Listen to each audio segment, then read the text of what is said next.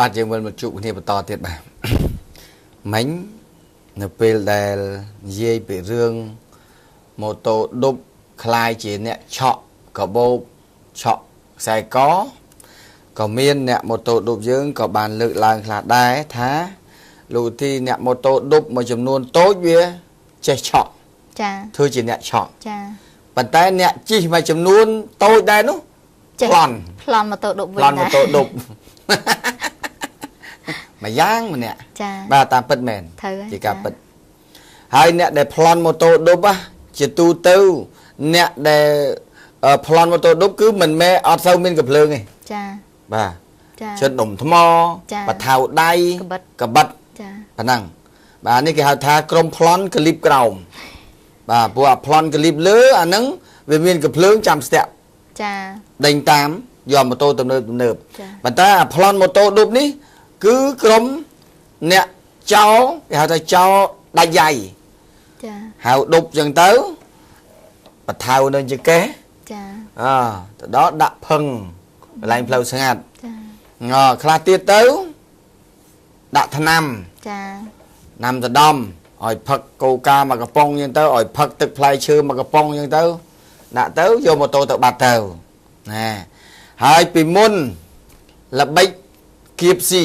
ចាគៀបស៊ីប៊ូលចាដែលលឺពីមុនអ្នកម៉ូតូអ្នកលេងប៊ូលគេគៀបស៊ីម៉ូតូឌុបឲ្យម៉ូតូឌុបពីកន្លែងណាចឹងទៅឌុបទៅដល់កន្លែងគេលេងប៊ូលចាដល់កន្លែងលេងប៊ូលចឹងទៅគេលេងធ្វើզើលិចកាត់ឲ្យម៉ូតូចាំឌុបខ្ញុំទៅវិញឌុបទៅវិញដល់ឌុបទៅវិញតិចទៀតចាំទៅទាំងអស់គ្នាខ្ញុំឌុបខ្ញុំទៅវិញឲ្យនៅមើលគេលេងប៊ូលនឹងតិចទៅលេងគេបោះលិចបោះកើតបោះលិចបោះកើតចឹងទៅគេធ្វើզើបងម៉ូតូឌុបកាន់តិចខ្ញុំទៅទប់ទឹកតិចហើយបោះលេងសិនណាបងបោះលេងសិនចាហើយបោះលេងសិនណាខ្ញុំមកដល់ស្គាល់តែបោះលេងលិចកើតស្រាប់តែអាភាគីខាងនោះគេស៊ីតែអានឹងតម្លៃប៉ុណ្ណេះប៉ុណ្ណេះអីចឹងទៅគៀបស៊ីអាម៉ូតូឌុបហ្នឹងមកហ្នឹងអាហ្នឹងគេហៅថាគៀបស៊ីប៊ូលឡងមកវាមានអញ្ចឹងរឿងរ៉ាវច្រើនណារបៀបល្បិចបោកបាទអញ្ចឹងខ្លះម៉ូតូឌុបជាអ្នកឆក់ខ្សែកខ្លះទៀតម៉ូតូឌុបត្រូវបានអ្នកជិះប្លន់វិញចាចែកគ្នាប្លន់ចែកគ្នាឆក់បាទវាមានតិចឯងមួយយ៉ាងម្នាក់អញ្ចឹងទៅ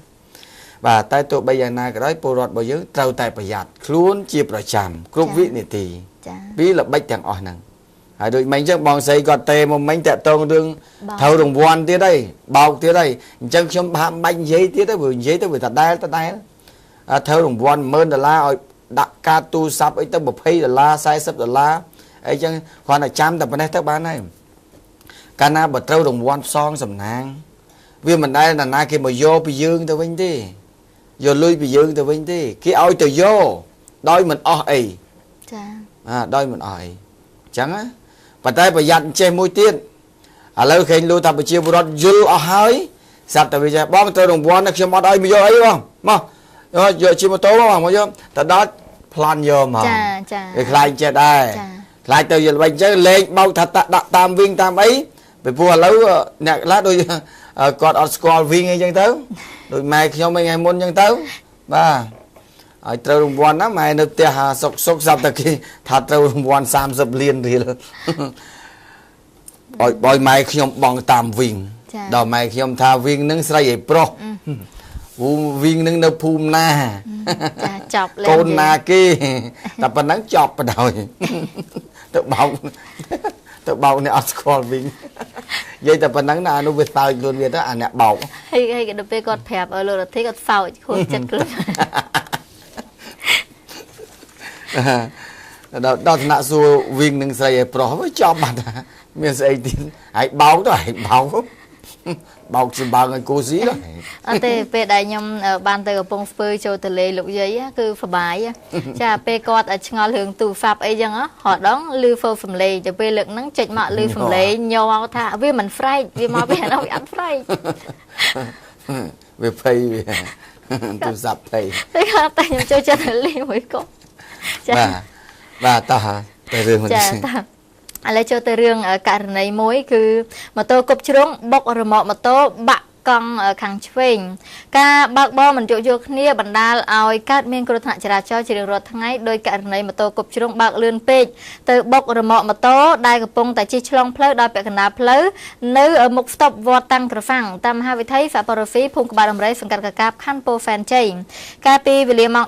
10:55 នាទីយប់ថ្ងៃ 23 កក្កដាប្រភពព័ត៌មានពីសមត្ថកិច្ចឲ្យដឹងថាមុនពេលកើតហេតុរមាក់ម៉ូតូបើកចេញទៅវត្តតាំងក្រហ្វាំងជិះឆ្លងផ្លូវពីជើងទៅត្បូងដើម្បីបើកចូលទៅដឹកមួយនៅក្នុងពលានយន្តហោះអន្តរជាតិភ្នំពេញ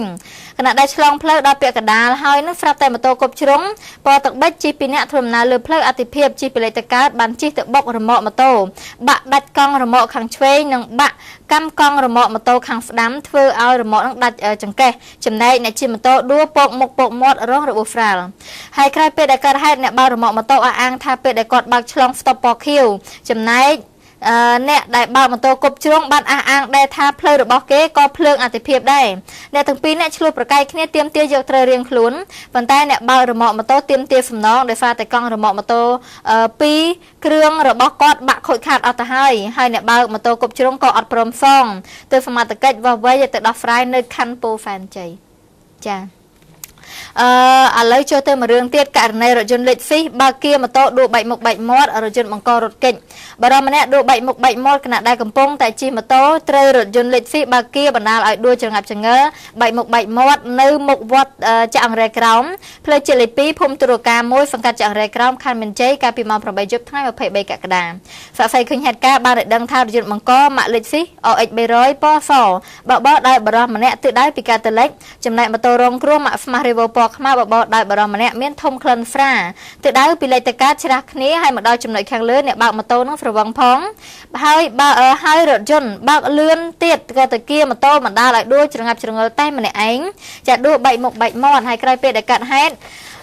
រថយន្តបង្កបានបើករថកិច្ចបាត់ទាំងមានអ្នកឃើញស្លាកលេខចំណែកអ្នករងរបួសត្រូវបានអ្នកឃើញហេតុការណ៍ទូរស័ព្ទមហារថយន្តសង្គ្រោះទៅព្យាបាលនៅមន្ទីរពេទ្យតែអត់ព្រមទៅព្យាបាលទេបានឲ្យរមាក់ម៉ូតូដឹកម៉ូតូនិងអ្នករងរបួសនោះចាត្រឡប់ទៅផ្ទះវិញដោយមិនបានធ្វើការប្តឹងផ្ដាល់អីដែរចាមកករណីទៀតត្រឡប់មកពីផ្ទះមិត្តភ័ក្តិត្រូវរថយន្តគៀជ្រុលទៅបុកនឹងរមាក់ម៉ូតូរបួសធ្ងន់2នាក់រងរបួសធ្ងន់2នាក់និងហ្វ្រាម្នាក់ខណៈដែលត្រឡប់មកពីផ្ទះមិត្តភ័ក្តិត្រូវរថយន្តគៀបណ្ដាលឲ្យម៉ូតូជ្រុលទៅបុកនឹងរមាក់ម៉ូតូបណ្ដាលឲ្យដួលរងរបួសធ្ងន់2នាក់ហ្វ្រាម្នាក់កាលពីម៉ោង 9:45 នាទីយប់ថ្ងៃ 23 កក្កដានៅមុខចាតាន់លក់សម្លៀកបំពាក់បរោះតាមមហាវិថីវហពរហ្វីភូមិទឹកថ្លាសង្កាត់ទឹកថ្លាខណ្ឌហ្វេនហ្វុកប្រភពព័ត៌មានឲ្យដឹងដែរថាមុនពេលកាត់ហេតុជនរងគ្រោះជិះម៉ូតូ FTR ពណ៌ទឹកប៊ិចជិះ3នាក់ទើបនឹងត្រឡប់មកពីដើរលេង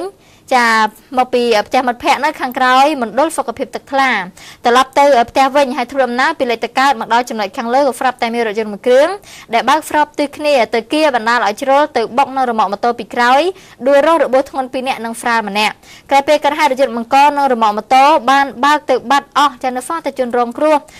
ត្រូវរថយន្តសង្គ្រោះយកទៅព្យាបាលនៅគ្លីនិកឯកជនហើយសមត្ថកិច្ចក៏ប្រគល់ម៉ូតូឲ្យទៅវិញចាដោយសារតែជនរងគ្រោះគឺមានឯកសារត្រឹមត្រូវរបស់គេចាគ្រោះថ្នាក់ណាស់គ្នាដែរជើងហ្នឹងអ្វីចាណាបាក់ធ្ងន់តែអត់បុកអីមិញឡានគៀហើយក៏ម៉ូតូនឹងជ្រុលទៅបុកនឹងលមាក់ម៉ូតូមកតង់ទៀតណាដល់ពេលអញ្ចឹងទៅគេបើកចេញបាត់អស់ទៅនៅសល់តែខ្លួនឯងឥឡូវអ្នកបុកនឹងទៅបាត់ហើយទៅបាត់អស់ហើយចាហើយខ្ញុំតាក់ទងរឿងគ្រោះថ្នាក់ចរាចរណ៍ហ្នឹងខ្ញុំអ្នករងគ្រោះនៅដែលបុកស្លាប់ប្រហែលមកគ្រួសារនៅខាងពោធិ៍សាត់នោះចាបាទស្លាប់8នាក់ចាបាទគាត់ទូរស័ព្ទមកខ្ញុំគាត់ថាលោកវិធីឥឡូវនេះមកទល់ម៉ោងនេះអត់ទាន់រកឃើញថាក្រុមហ៊ុននឹងជាក្រុមហ៊ុនណាទៀតខ្ញុំថាអត់ទេប៉ូលីសគេស្គាល់ក្រុមហ៊ុនដែរបាទអញ្ចឹងទេគាត់ថាឥឡូវមកទល់ម៉ោងនឹងមិនទាន់មានសំណងណាមួយរៀលឬក៏ដើម្បីធ្វើបុណ្យក្រុមគ្រួសារទេអញ្ចឹងទល់ម៉ោងហ្នឹងបាទអញ្ចឹងកុងតឺន័រវានៅក្នុងតម្លៃទេបាទឥឡូវហ្នឹងគ្រាន់តែថាគាត់ចង់ឲ្យថាឲ្យសមត្ថកិច្ចជួយជំរុញនៅសំណុំរឿងដែលគ្រោះថ្នាក់បុកស្លាប់មួយ2គ្រួសារណាចំនួន8នាក់អីចា8នាក់ហ្នឹង8នាក់នៅខាងពោធិ៍សាត់នោះបាទជួយគាត់ផងពីព្រោះស្លាប់អស់ទៅហើយនៅសល់តែសាច់ញាតិដើម្បីធ្វើបុណ្យតែប៉ុណ្ណឹងតែទីបំផុតគ្មានបាននេះមករៀលបាទឥឡូវនេះកំពុងតែថារកក្រុមហ៊ុនហ្នឹងអត់ឃើញ បាទស្លាកលេខបោះឡាននេះមានហើយរឿងអីស្គាល់ទេបាទអញ្ចឹងកុំអោយតែសោកនាដកម្ម2 3គ្រួសារតែទីបំផុតអត់មានបានទទួលយុត្តិធម៌អីទាល់តែសោះនោះអានេះគឺពិបាកណាស់បាទអញ្ចឹងយើងចាំមើលឲ្យក្រុមការងាររបស់យើងទៅសាកសួរព័ត៌មានបន្ថែមជុំវិញនឹងការស្លាប់ពីគ្រួសារនៅពោធិ៍សាត់ហ្នឹងថាតើដោះស្រាយដល់មិនហើយបាទដើម្បីឲ្យគ្នានោះអ្នករងគ្រោះដែលស្លាប់បាត់ទាំងកូនទាំងបងទាំងប្អូនប្តីប្រពន្ធកូនទាំងអស់ខ្លះអស់មកគ្រួសារតែហ្មងបាទខ្លះទៀតកូនប្រពន្ធបាទចឹងទេសូមឲ្យខាងសមត្ថកិច្ចពន្លឿននៅការងារទាំងអស់ហ្នឹងឲ្យគាត់ផងបាទដើម្បីកុំឲ្យគាត់រងចាំដោយមិនមានព័ត៌មានអីតតែសោះមកទល់នឹងម៉ោងនេះបាទតាចូលទៅមួយរឿងទៀតករណីនគរបាលអន្តរាគមន៍ខណ្ឌទូកកស្រវឹងហ្វ្រាជិះម៉ូតូទៅបុកនៅរទេះប្រមូលសម្រាមក្រុមហ៊ុន Fintri បណ្ដាលឲ្យបាក់ជើងបរិះម្នាក់ដែលគេស្គាល់ថាគាត់ជានគរបាលអន្តរាគមន៍ខណ្ឌទូកកស្រវឹងហ្វ្រាជិះម៉ូតូទៅបុកនៅរទេះប្រមូលសម្រាមរបស់ក្រុមហ៊ុន Fintri ចតនៅចាំផ្លូវប្រមូលសម្រាមហើយបណ្ដាលឲ្យដួលបាក់ជើងខាងស្ដាំកាលពីម៉ោង 11:50 នាទីយប់ថ្ងៃ 23 កក្កដាមុខមណ្ឌលមុខមជ្ឈមណ្ឌលអូស្ត្រាលីសម្រាប់ការបណ្ដុះបណ្ដាលតាមមហាវិថីកម្ពុជាក្រោមសង្កាត់ទឹកឡក់ទី 1 ខណ្ឌទូកកសាក់សៃឃើញហេតុការណ៍ដឹងថាមុនពេលកើតហេតុហ្នឹងគេប្រទះឃើញប្រទេសប្រមូលសម្រាប់របស់ក្រុមហ៊ុន Fintri បានអស់ទៅចតនៅចិញ្ចើមផ្លូវចំណែកអ្នកអស់រទេះនោះបានដើរទៅជញ្ជូនសម្រាមស្រាប់តែមានម៉ូតូវីវ៉ាពណ៌ខ្មៅបើកបរដោយបរិះម្នាក់ដែលមានទាំងកំភ្លើងខ្លីដែលគេដឹងថាជានគរបាលអន្តរាគមន៍ខណ្ឌទូកកជិះពីការទៅលិចបានជ្រុលទៅបុកនៅរទេះប្រមូលសម្រាមពីក្រោយបណ្ដាលឲ្យដួលបាក់កជើងខាងស្ដាំម៉ូតូខូចខាតមួយកំណាត់ខាងមុខហើយក្រោយពេលដែលកើតហេតុអ្នកអស់រទេះដឹកសម្រាមបានអស់រទេះចេញទៅបាត់រីឯជនរងគ្រោះបានទូរស័ព្ទហៅសាច់ញាតិមកជួយប្រមូលរបស់របរនិងយកម៉ូតូទៅរក្សាទុករួចត្រូវរថយន្តសង្គ្រោះយកទៅព្យាបាលតែម្ដងចារងគ្រោះអញ្ចឹងលោកហើយបុកឧទាសសម្រាមនោះមានសំណងឯណាទាសសម្រាមទៅបាត់ហើយដូចតែក្រុមការងារយើងក៏មុនហ្នឹងចាបុកលូបុកឆ្កែមួយបុកលូនោះអត់មានអីទាំងអស់តែជួយគាត់ផងបាទតែមិនគ្រោះថ្នាក់អញ្ចឹងកើតឡើងទៅហើយបាទខាងប៉ូលីសអន្តរាគមន៍ខណ្ឌទូកកចាតោះទៅទៀតចាជឿទៅមួយរឿងទៀតករណីទីតាំងបូមខ្វាច់លក់ចាហៀទឹកជន់លិចផ្ទះប្រជាពលរដ្ឋ40គ្រួសារនៅសង្កាត់ព្រែកឯងប្រជាពលរដ្ឋប៉ុនប៉ងដុតទយោបូមខ្វាច់កំទេចចោលនិងហាមមិនឲ្យកម្មករយកប្រេងទៅចាក់ក្នុងសឡង់បូមខ្វាច់បន្តទៀតបន្ទាប់ពីមានទឹកហៀជន់លិចផ្ទះប្រជាពលរដ្ឋប្រមាណ40គ្រួសារដែលនៅជិតទីតាំងបូមខ្វាច់លក់នៅក្នុងភូមិតាព្រំសង្កាត់ព្រែកឯងខណ្ឌច្បារអំពៅកាលពីវេលាម៉ោង 2:30 នាទីរសៀលថ្ងៃ 23 កក្កដាលោកស្រីម៉ាចាន់នីអាយុ65ឆ្នាំជាតំណាងប្រជាពលរដ្ឋប្រមាណ100នាក់ក្នុងចំណោម40គ្រួសាររស់នៅជិតកន្លែងកាត់ហេតុបានឲ្យដឹងថាទីតាំងបូមខ្វាច់ខាងលើនេះមិនមែនបូមខ្វាច់សម្រាប់សាងសង់ផ្ទះល្វែងទេឬក៏សាងសង់អគារខុនដូអីទេគឺបូមខ្វាច់ទុកសម្រាប់លក់តែម្ដងដែលបូមតាំងពីចំនួនលោកអភិបាលខណ្ឌមានជ័យលោកគួនចម្រើនគួច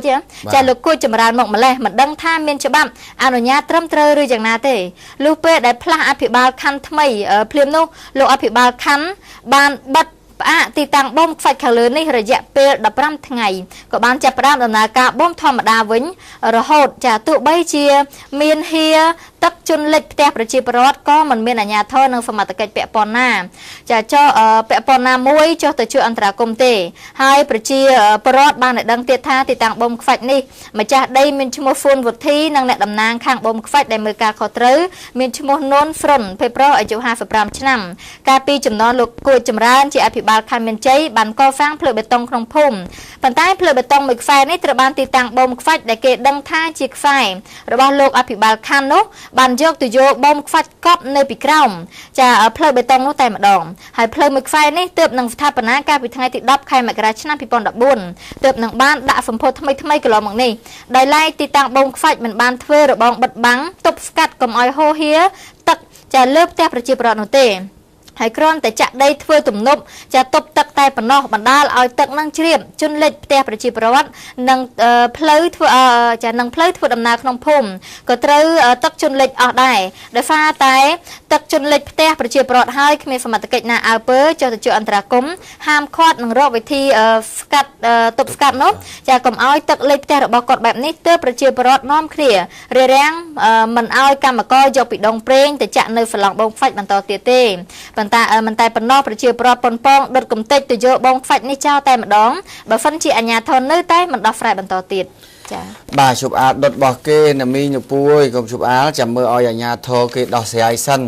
ឲ្យគាត់ផ្អាកសិនទៅកុំដុតបាទកាលណាយើងដុតរបស់គេវាទៅថាយើងនឹងប្រជាពលរដ្ឋរបស់យើងនឹងបកហិង្សាបំផ្លិចបំផ្លាញទ្រព្យសម្បត្តិគេសាធារណៈប៉ុន្តែទន្ទឹមនឹងប្រជាពលរដ្ឋថាមិនទៀមទាប៉ុណ្ណឹងហើយតែប៉ុន្តែខាងតំណាងខាងអ្នកបងខ្សាច់គាត់នៅតែមិនព្រមដោះស្រាយអានឹងមិនដឹងយ៉ាងម៉េចទេកំហឹងរបស់គាត់ខ្ញុំមិនដឹងទេអានឹងតាក់ទងនឹងចឹងប៉ុន្តែឥឡូវសូមឲ្យបងប្អូនប្រជាពលរដ្ឋរងចាំតិចសិនទៅដើម្បីឲ្យអាជ្ញាធរដោះស្រាយព្រោះអញ្ចេះតាមពិតកន្លែងតំណងកន្លែងបូមខ្សាច់ទៅនឹងមិនមែនគាត់បូមកន្លែងពីទលេទេបានន័យថាគាត់បូមពីណាមកមិនដឹងតែយកសឡង់នឹងមកដាក់ទៅហ្នឹងបូមបន្តបូមបន្តដើម្បីមកកខ្សាច់សម្រាប់លក់បន្តប៉ុន្តែប្រជាពលរដ្ឋគាត់មិនពេញចិត្តត្រង់ថាធម្មតាតែកាលណាបូមខ្សាច់គឺមកទឹកជាមួយចាប៉ុន្តែអ្នកឯងអត់គិតរឿងផលប្រយោជន៍ប្រជាពលរដ្ឋគាត់រស់នៅទីនោះណែបូមមកខ្សាច់ផងទឹកផងអាទឹកនេះមកលិចផ្ទះប្រជាពលរដ្ឋនេះគាត់ឃើញទេគាត់ពិបាកអញ្ចឹងបាទហើយដល់ពេលគាត់ទីបំផុតខែប្រាំងក៏មានទឹកខែវស្សាក៏មានទឹកហើយលិចផ្ទះអញ្ចឹងឲ្យគាត់ទៅរស់នៅឯណាបាទយើងគិតតែផលប្រយោជន៍ខ្លួនឯងប៉ុន្តែអត់មានគិតផលប្រយោជន៍ប្រជាពលរដ្ឋបាទហើយឮថាខាងអភិបាលខណ្ឌថ្មីនេះគឺអភិបាលខណ្ឌច្បារអំពៅនេះក៏អត់មានការអនុញ្ញាតដែរប៉ុន្តែគាត់ថាខ្សឹបមកប្រាប់ទេថាហាមប្រមាណដងឲ្យនៅតែមិនព្រមដល់ដឹងខ្សែណាគេឃើញតាគឺខុសខ្លួនឯងទៅរកខ្សែទៅអីហើយមើលចឹងឥឡូវបើគាត់រស់ស៊ីឲ្យបានសុខនៅជាមួយប្រជាពលរដ្ឋធ្វើទៅប៉ុន្តែធ្វើរកវិធានការយ៉ាងណាអ្នកឯងទៅបហូរទឹកនឹងឲ្យចេញទៅទន្លេវិញកុំឲ្យលិចផ្ទះគាត់បាទយើងចេះចង់បានប្រយោជន៍លក់ខ្សាច់ប្រយោជន៍របស់យើងប៉ុន្តែចុះប្រជាពលរដ្ឋគាត់នៅទីនោះអត់គិតប្រយោជន៍ទេចាបាទឲ្យតម្លៃតែគាត់នឹងជាមនុស្សប្រភេទណាបានអ្នកឯងឲ្យតម្លៃគាត់អញ្ចឹងអានឹងយើងកុំឲ្យគិតថាពេលដែលគាត់តវ៉ាថាគាត់នឹងទៅធ្វើការប្រឆាំងគាត់រឿងដូស៊ីប៉ុន្តែអ្នកអត់បានគិតអំពីប្រយោជន៍ប្រជាពលរដ្ឋផងហ្នឹងបាទឥឡូវនេះបើតាមលឺតំណែងខាងខណ្ឌបានបដិសេធថាទៅឲ្យខាមគាត់មិនដល់គាត់មិនព្រមស្ដាប់ហើយចុះមិនព្រមស្ដាប់មិនគាត់មិនព្រមដកនេះទៅដកទៅយោចេញសិននៅបាទទាំងដកយោអត់កាត់ដោយសារគាត់មានខ្សែបើថាមានខ្សែកាត់ខ្សែចេញទៅអញ្ចឹងបាទអញ្ចឹងទេឥឡូវនេះដូចជាហួសសម័យទៅហើយអីគិតរឿងដោះស្រាយប្រយោជន៍គេផងអីបើសិនជាយើងបានផលហើយគិតផលគេផងអីចាប៉ុណ្ណឹងទៅវាចប់ហើយកុំអោយថាប្រជាពលរដ្ឋនៅទីនេះសិតកាយរស់ស៊ីចិត្តខាងឯងបានអត់ទេគិតរឿងអញ្ចឹងមើលទៅលិចផ្ទះគាត់អីចឹងទៅម៉េចគាត់ទទួលយកបានបាទអញ្ចឹងយើងជឿជាក់ថាអាជ្ញាធរខណ្ឌច្បារអំពៅដែលជាខណ្ឌថ្មីនឹងទៅដោះស្រាយជាមួយនឹងខាងអ្នកបូមខ្សាច់ហ្នឹងបាទកុំឲ្យឮថាពេលដែលទៅហាមគាត់ម្ដងជាពីរដងនៅតែមិនព្រមស្ដាប់ដល់ថ្នាក់ខាងខណ្ឌគាត់ថាគាត់មានខ្សែបានគាត់អត់ស្ដាប់ឥឡូវបើមានខ្សែឥឡូវទោះឲ្យប្រជាពលរដ្ឋគាត់ធ្វើវិញអានឹងតែប្រយ័ត្នតែប្រជាពលរដ្ឋគាត់ធ្វើទៅជារឿងហិង្សាទៅបន្ទោសគាត់វិញបាទអញ្ចឹងប្រជាពលរដ្ឋរបស់យើងសុំទប់កុំឲ្យមានហិង្សាក៏បំផ្លិចបំផ្លាញទ្រព្យសម្បត្តិគេអី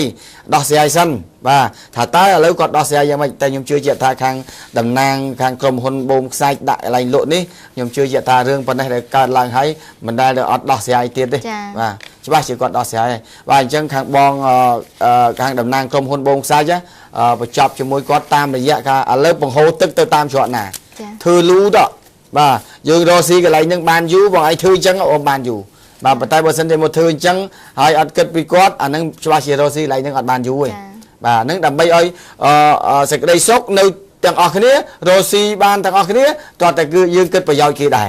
បាទមិនប្រយោជន៍ដល់យកលុយទេគ្រាន់តែប្រយោជន៍កុំឲ្យតែប៉ះពាល់គេទៅបានហើយតែប៉ុណ្្នឹងតា បាទនឹងចង់ជម្រាបជូនប៉ុណ្ណឹងបាទអញ្ចឹងសង្ឃឹមថាខាងតំណាងក្រមហ៊ុនបងខ្សាច់នេះ